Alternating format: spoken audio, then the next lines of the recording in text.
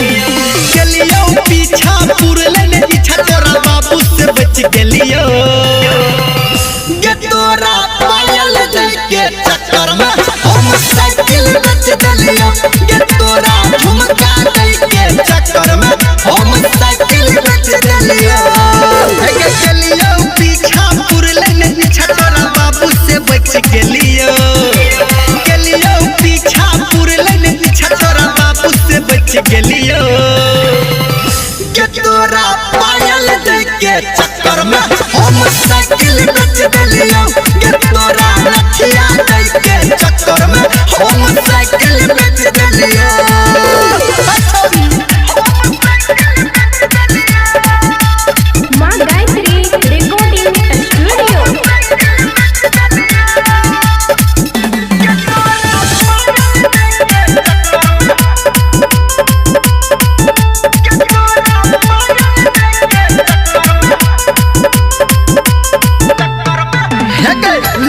घुमलो हम तोरा मधुबनी बाजार गे दरभंगा के सबटा सामान कहला तू बेकार गे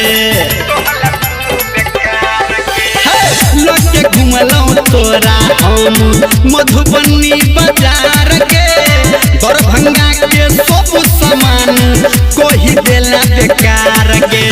तोरे बारे में सोच सोच के देखही लट गेलियो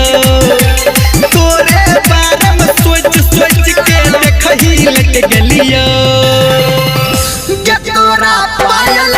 के चक्कर में अपन साइकिल बेच देलियो गे तोरा सैंडल के चक्कर में अपन साइकिल बेच देलियो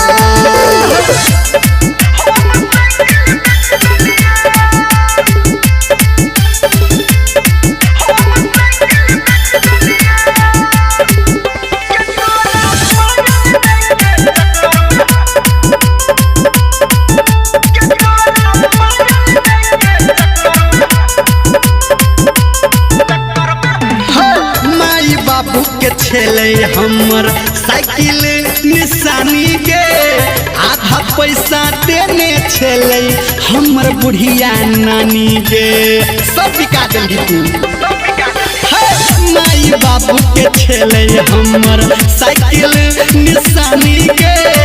आधा पैसा देने छेले हमर बुढ़िया नानी के राइटर के सब धर्मेंद्र में हम गे फंस गेलियो राइटर के सब धर्मेंद्र में हम गे फंस गेलियो गे तोरा पायल के चक्कर में हम साइकिल बेच देलियो गे तोरा चूड़ी के चक्कर में हम साइकिल